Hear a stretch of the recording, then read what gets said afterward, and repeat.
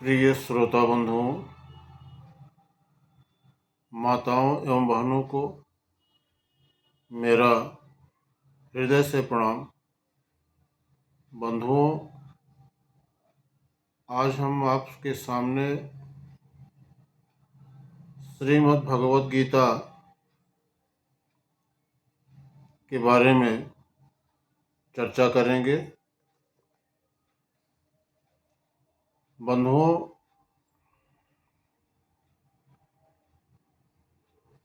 भगवद गीता में लिखा है कि अपने इस शरीर को त्यागते समय मनुष्य जिस जिस भाव का स्मरण करता है वह अगले जन्म में उस भाव को निश्चित रूप से प्राप्त होता है। अब सर्वप्रथम हमें यह समझना चाहिए कि भौतिक प्रकृति परमेश्वर की एक शक्ति का प्रदर्शन है। विष्णु पुराण में भगवान की समग्र शक्तियों का वर्णन हुआ है। विष्णु शक्ति परा प्रोक्ता क्षेत्रज्ञाख्या तथा परा अविद्या कर्म संज्ञान्या तृतीया शक्तिरिष्यते। बंधुओं, परमेश्वर की शक्तियाँ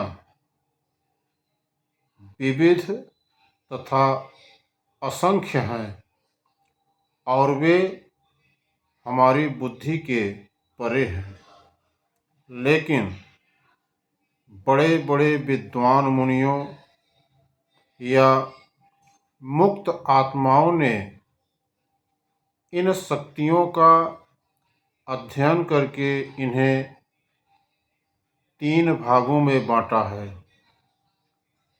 सारी शक्तियाँ विष्णु शक्ति है, अर्थात वे भगवान विष्णु की विभिन्न शक्तियाँ हैं। पहली शक्ति परा या आध्यात्मिक है। जीव भी पराशक्ति है, जैसा कि पहले कहा जा चुका है। अन्य शक्तियाँ या भौतिक शक्तियाँ तामसी हैं। मृत्यु के समय हम या तो इसे संसार की अपरा शक्ति में रहते हैं या फिर आध्यात्मिक जगत की शक्ति में चले जाते हैं। भगवत गीता में कहा गया है क्या? यम यम वापि स्मरन् भावं त्यजन्ते कलेवरं तं तमेवैति कौन्तेय सदा तद्भावभावितः।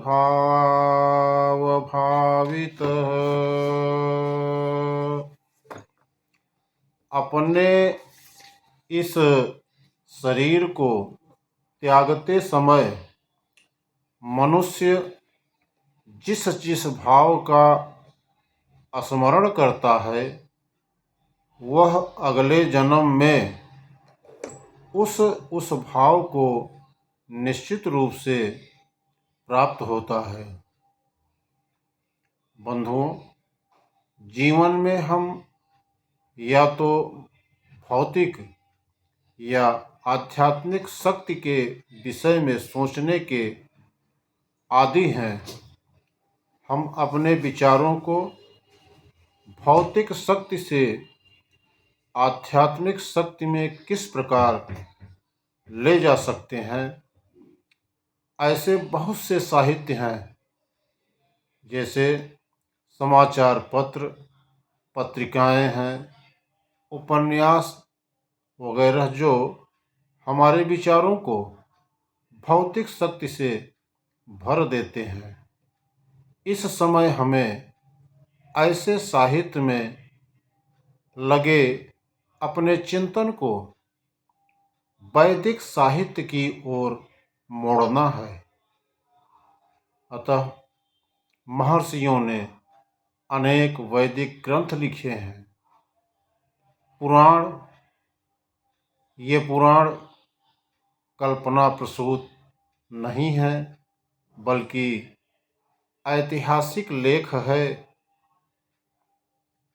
चैतन्य चरितामृत में कहा गया है, मायामुग्धं जीवेर नाहि स्वतः कृष्ण ज्ञान, जीवेरे कृपाय कैला कृष्ण वेद पुराण।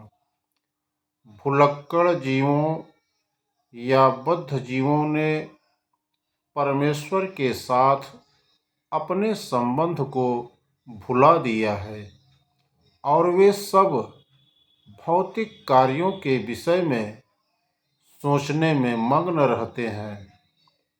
इनकी चिंतन शक्ति को आध्यात्मिक आकाश की ओर मोड़ने के लिए ही कृष्ण द्वैपायन व्याप्त ने प्रचुर वैदिक साहित्य प्रदान किया है। सर्वप्रथम उन्होंने वेद के 4 विभाग किए, फिर उन्होंने उनकी व्याख्या पुराणों में की और अल्पज्ञों के लिए उन्होंने महाभारत की रचना की। महाभारत में ही भगवत गीता दी हुई है।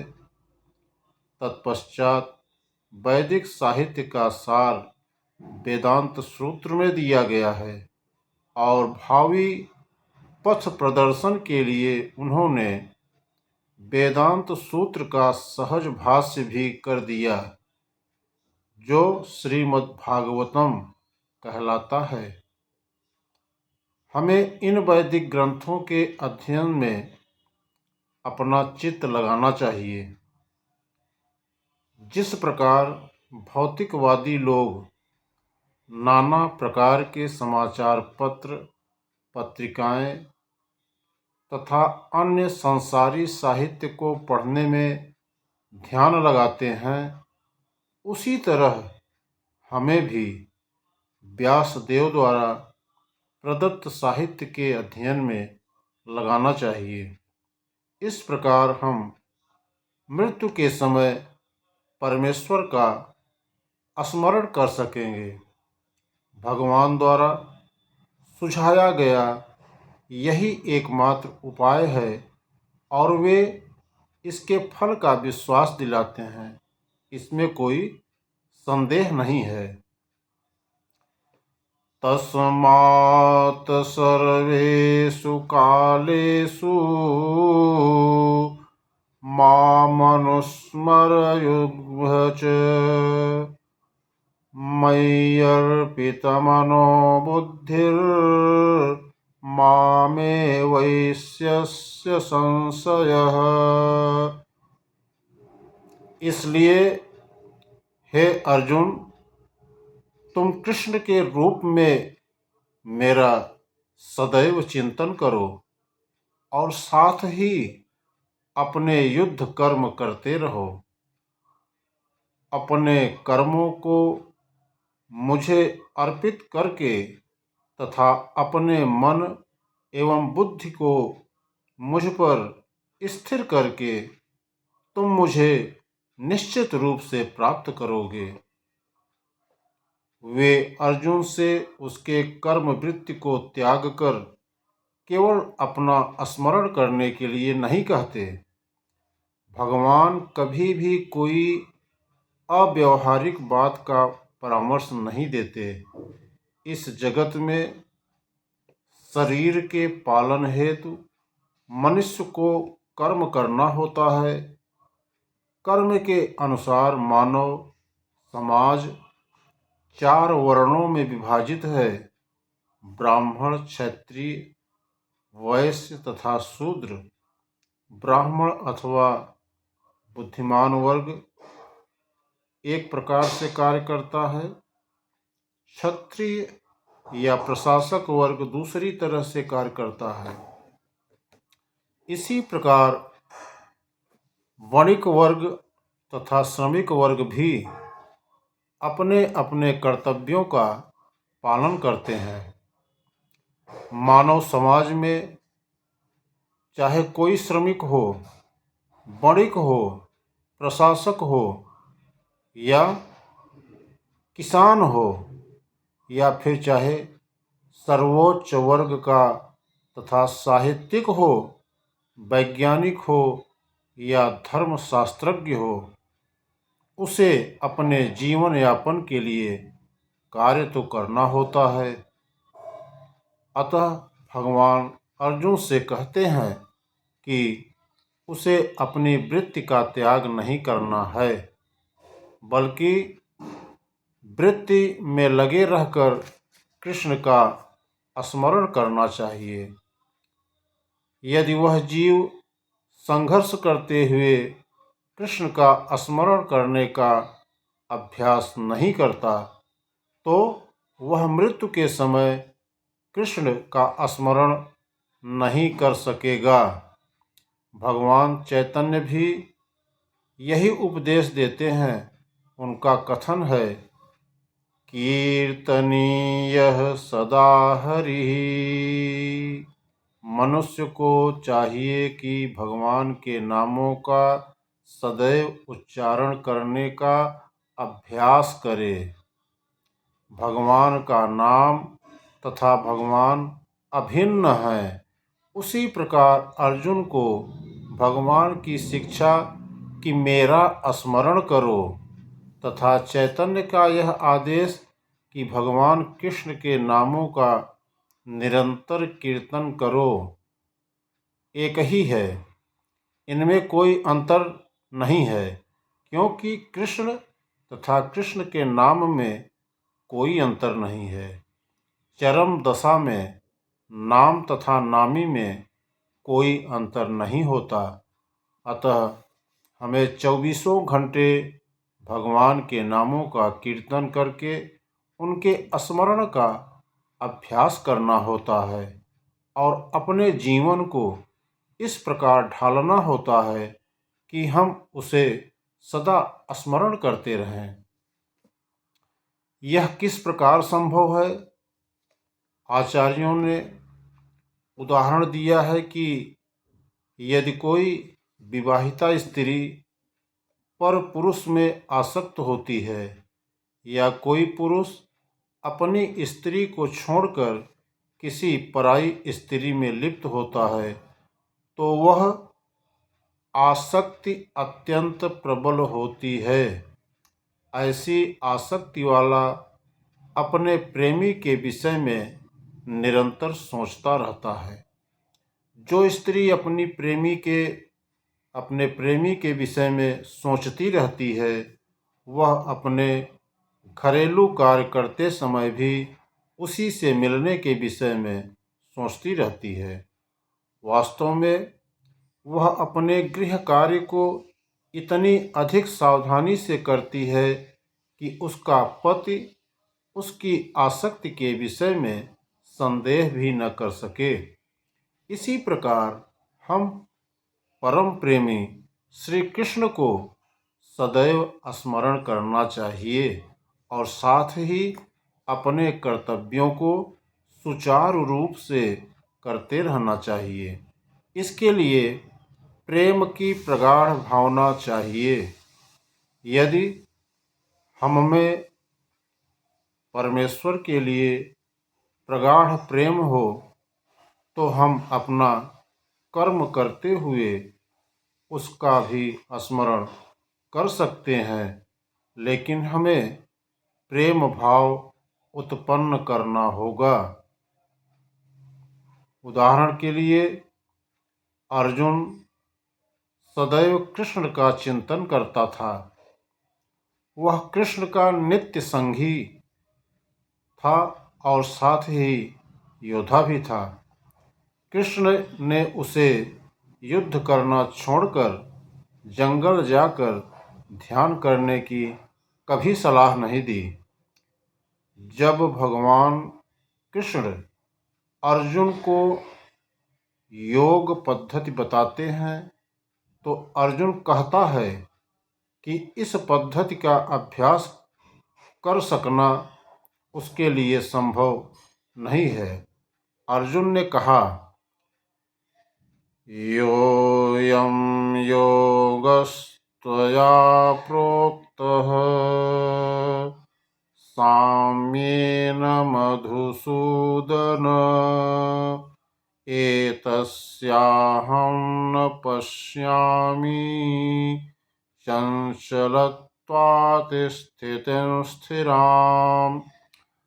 अर्जुन ने कहा, हे मधुसूदन, आपने जिस योग पद्धति का संक्षेप में वर्णन किया है वह मेरे लिए अव्यावहारिक तथा असह्य प्रतीत होती है, क्योंकि मेरा मन अस्थिर तथा चंचल है। भगवत गीता में भगवान कहते हैं, योगिनामपि सर्वेषां मद्गतेनान्तरात्मना श्रद्धावान् भजते यो मां समे युक्ततमो मतः। संपूर्ण योगियों में जो श्रद्धावान योगी भक्ति योग के द्वारा मेरी आज्ञा का पालन करता है, अपने अंतर में मेरे बारे में सोचता है और मेरी दिव्य प्रेम भक्तिमय सेवा करता है, वह योग में मुझसे परम घनिष्ठता पूर्वक युक्त होता है और सब में श्रेष्ठ है। यही मेरा मत है। अतः जो सदैव परमेश्वर का चिंतन करता है वह एक ही समय में सबसे बड़ा योगी, सर्वोच्च ज्ञानी तथा महानतम भक्त है। अर्जुन से भगवान आगे भी कहते हैं कि क्षत्रिय होने के कारण वह युद्ध का त्याग नहीं कर सकता, किंतु यदि वह कृष्ण का स्मरण करते हुए युद्ध करता है तो वह कृष्ण के समय कृष्ण का स्मरण करता रहेगा। मरते समय, मृत्यु के समय भी वह कृष्ण का स्मरण करता रहेगा और कर सकेगा। परंतु इसके लिए मनुष्य को भगवान की दिव्य प्रेम भक्तिमय सेवा में पूर्णतया समर्पित होना पड़ेगा। हम अपने शरीर से नहीं बल्कि अपने मन तथा बुद्धि से कर्म करते हैं। अतः यदि मन तथा बुद्धि सदैव परमेश्वर के विचार में मग्न रहे तो स्वाभाविक है कि इंद्रियां भी उनकी सेवा में लगी रहेंगी। इंद्रियों के कार्य कम से कम बाहर से तो ही वे वही रहते हैं, लेकिन चेतना बदल जाती है। भगवत गीता हमें सिखाती है कि किस प्रकार मन तथा बुद्धि को भगवान के विचार में लीन रखा जाए। ऐसी तल्लीनता से मनुष्य भगवत धाम को जाता है।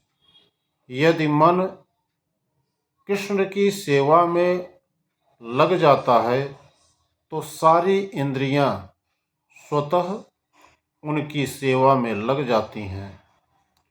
यह कला है और यही भगवत गीता का रहस्य भी है कि श्री कृष्ण के विचार में पूरी तरह मग्न रहा जाए।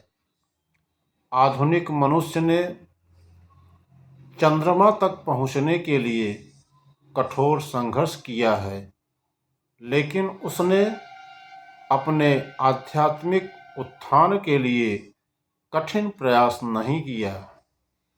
यदि मनुष्य को 50 वर्ष आगे जीना है तो उसे चाहिए कि इस थोड़े समय को भगवान का स्मरण करने के अभ्यास में लगाए। यह अभ्यास भक्ति योग है। श्रीमद् भगवत महापुराण में लिखा है, श्रवणं कीर्तनं विष्णोः स्मरणं पादसेवनम्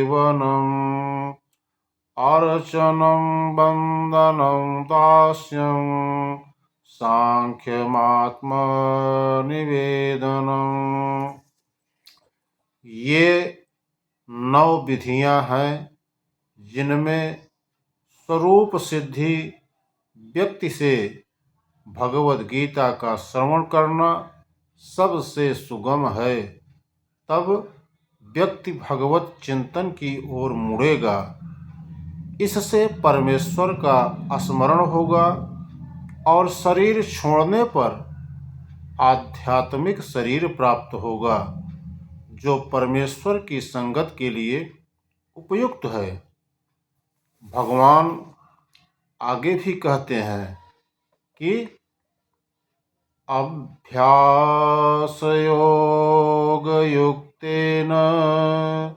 चेतसा नान्यगामिना परमं पुरुषं दिव्यं याति पार्थानुचिन्तयन्। कहा, हे अर्जुन, जो व्यक्ति पथ पर विचलित हुए बिना अपने मन को निरंतर मेरा स्मरण करने में व्यस्त रखता है और भगवान के रूप में मेरा ध्यान करता है, वह मुझको अवश्य प्राप्त होता है। भगवत गीता में यह कोई कठिन पद्धति नहीं है। इसे किसी अनुभवी व्यक्ति से सीखना चाहिए। तद विज्ञानार्थ स गुरुमेवाभिगच्छेत। मनुष्य को चाहिए कि जो पहले से अभ्यास कर रहा हो उसके पास जाए। मन सदैव इधर उधर उड़ता रहता है, किंतु मनुष्य को चाहिए कि मन को भगवान श्री कृष्ण के स्वरूप पर या उनके नामोच्चारण पर केंद्रित करने का अभ्यास करे। मन स्वभावतः चंचल है, इधर उधर जाता रहता है, लेकिन यह कृष्ण की ध्वनि पर स्थिर हो सकता है। जैसे हरे कृष्ण कृष्ण कृष्ण हरे हरे। इस प्रकार मनुष्य को परम पुरुषम अर्थात दिव्य लोक में भगवान का चिंतन करना चाहिए और उनको प्राप्त करना चाहिए। चरम अनुभूति या चरम उपलब्धि के साधन भगवत गीता में बताए गए हैं और इस ज्ञान के द्वार सबके लिए खुले हैं। किसी के लिए रोक टोक नहीं है। सभी श्रेणी के लोग भगवान कृष्ण का चिंतन करके उनके पास पहुंच सकते हैं, क्योंकि उनका श्रवण चिंतन हर एक के लिए संभव है।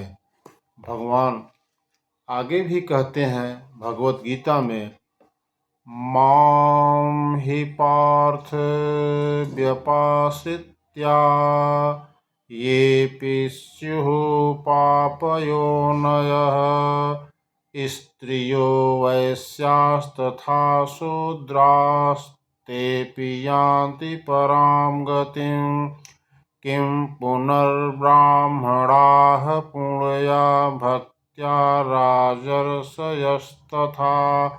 अनित्यं सुखं लोकमिमं प्राप्य भजस्व माम्। इस तरह भगवान कहते हैं कि वैश्य, पतिता स्त्री या श्रमिक अथवा अधम योनि को प्राप्त मनुष्य भी ईश्वर को पा सकता है। उसे अत्यधिक विकसित बुद्धि की आवश्यकता नहीं पड़ती। बात यह है कि जो कोई भक्ति योग के सिद्धांत को स्वीकार करता है और परमेश्वर को जीवन के आश्रय तत्व के रूप में सर्वोच्च लक्ष्य या चरम लक्ष्य के रूप में स्वीकार करता है, वह आध्यात्मिक आकाश में भगवान तक पहुंच सकता है। यदि कोई भगवत गीता में बताए गए सिद्धांतों को ग्रहण करता है तो वह अपना जीवन पूर्ण बना सकता है और जीवन की सारी समस्याओं का अस्थायी हल पाता है। यही भगवत गीता का सार सर्वस्व है। कहने का मतलब यह है कि भगवत गीता दिव्य साहित्य है जिसको ध्यानपूर्वक पढ़ना चाहिए। गीता शास्त्रमिदं पुण्यं यह पठेत प्रयतः पुमान्।